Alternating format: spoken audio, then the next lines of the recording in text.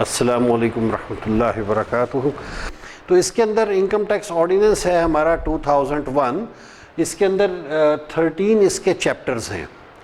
अच्छा, अब चैप्टर्स जो लिखे जाते हैं वो न्यूमेरिक में उसको नंबरिंग की जाती है। कुछ चैप्टर्स जो हैं जहाँ इनकी, क्योंकि चैप्टर है टॉपिक वाइज, अब अगर किसी टॉपिक की बाइफरकेशन रिक्वायर्ड हो तो उसको पार्ट्स में डिवाइड कर दिया जाता है। पार्ट्स भी हमेशा रोमन न्यूमेरिक में ही होते हैं। किसी पार्ट की अगर फर्दर बाइफरकेशन रिक्वायर्ड हो तो वो डिवीजन में चला जाता है। डिवीजन भी हमेशा रोमन न्यूमेरिक। डिवीजन के बाद लॉ की जो बाइफरकेशन है मेनली वो सेक्शन में होती है। सेक्शन पे जो है, सेक्शन हमेशा न्यूमेरिक में होंगे 1 2 3 4 5, और जब भी लिखे जाएंगे विदाउट ब्रैकेट्स लिखे जाएंगे।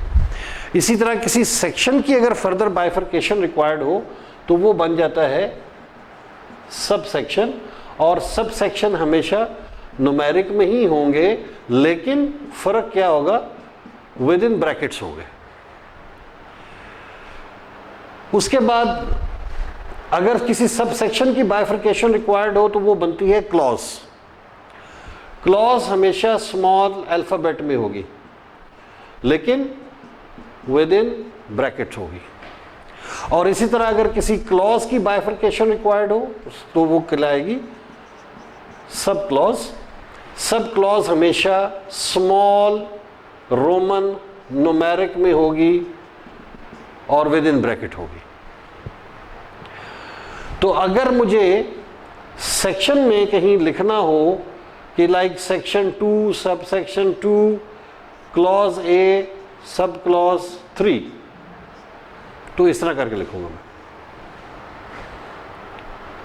Section 2 sub section 2 clause A sub clause 3। तो अगर मैं इसका पूरा देखना चाहूं कि एक ट्री क्या बनती है, तो ट्री ये बनती है कि सबसे पहले चैप्टर, मेन टॉपिक, चैप्टर के अंदर पार्ट, और उसका अगर सब पार्ट किया जाए तो वो डिवीजन।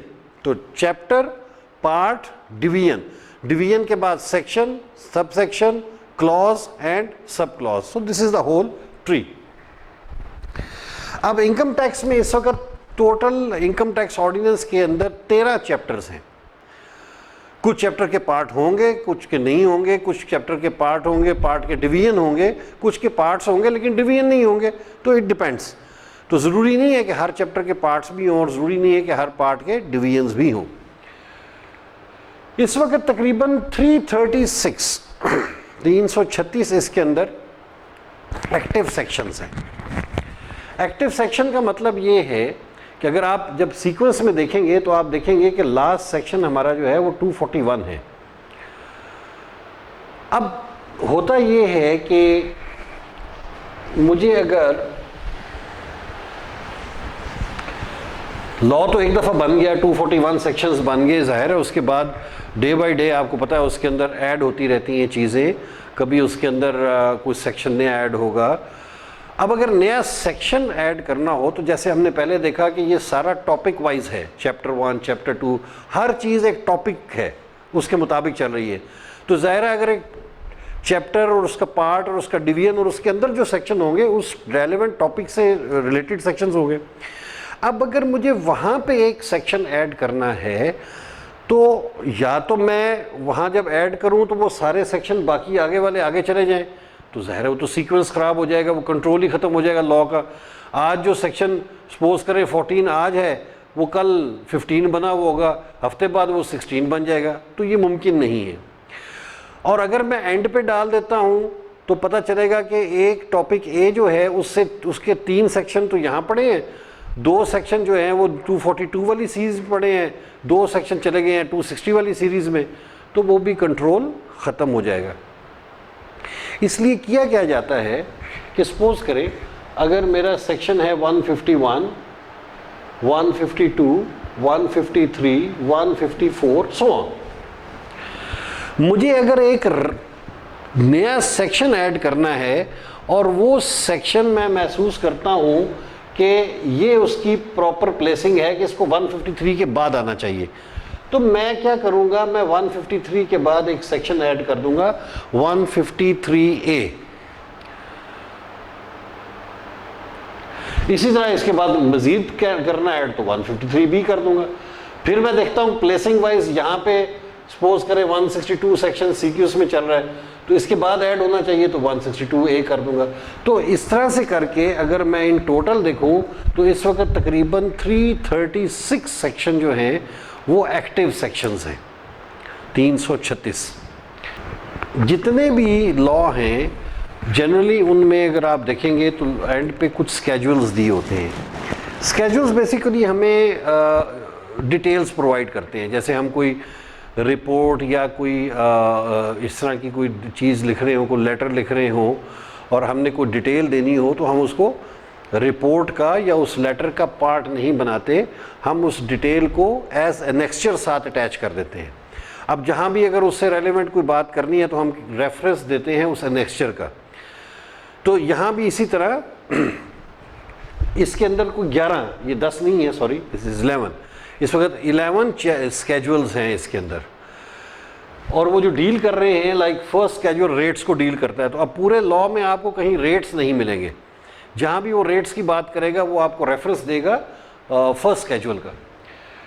सेकंड स्केड्यूल हमारा डील करता है एग्जेम्पशंस को, थर्ड डेप्रिसिएशन को, फोर्थ इंश्योरेंस कंपनीज को, 5 ऑयल एंड गैस कंपनीज को, 6 फंड्स को, provident fund, gratuity fund, superannuation fund, 7 banking को, 8 गेन ऑन लिस्टेड सिक्योरिटीज़, ये एक 2012 में आई थिंक आई थी एमनेस्टी एक।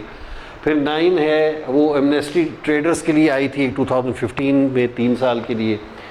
फिर स्केड्यूल 10 जो है वो एक्टिव टैक्स पेयर लिस्ट को डील करता है। और 11 ये अभी नया स्केड्यूल डला है बिल्डर्स एंड डेवलपर्स के लिए, अभी इन्होंने जो नई नई स्कीम दी है कंस्ट्रक्शन इंडस्ट्री को प्रमोट करने के लिए, तो ये उसको डील करता है। इसके बाद जो हमारा इनकम टैक्स रूल्स हैं, अगर हम उसकी बाइफर्केशन में जाएं तो उसी तरह उसके भी 19 चैप्टर हैं, कुछ के पार्ट्स हैं कुछ के नहीं हैं, डिवीजन्स भी होंगे। और इसके अप्रॉक्सीमेटली 330 एक्टिव इसके रूल्स हैं, जबकि सीक्वेंस में अगर आप देखेंगे तो लास्ट रूल जो इसका है वो 232 है। और इसके 2 स्केड्यूल हैं। जो फर्स्ट स्केड्यूल है ये डील करता है नोटिसेस और एप्लीकेशंस के फॉर्मेट्स। देखिए लॉ में हम एक बड़ी कॉमन सी बात चलती है कि लॉ में क्या लिखा हुआ है ये शायद एक कंसल्टेंट के लिए इतना इम्पोर्टेंट, जनरल तो आइडिया होता है, इतना शायद इम्पोर्टेंट नहीं है जितना इम्पोर्टेंट ये है कि कहाँ लिखा हुआ है। मीन्स कौन सी चीज़ क्या है, this is not very important, कौन सी चीज़ कहाँ है दैट इज़ वेरी इंपॉर्टेंट। कि ये प्रोफेशनल आपको चाहिए होता है कि आपको अगर कुछ चीज़ ढूंढनी है तो आपको आइडिया हो कि वो मुझे कहाँ से मिलेगी।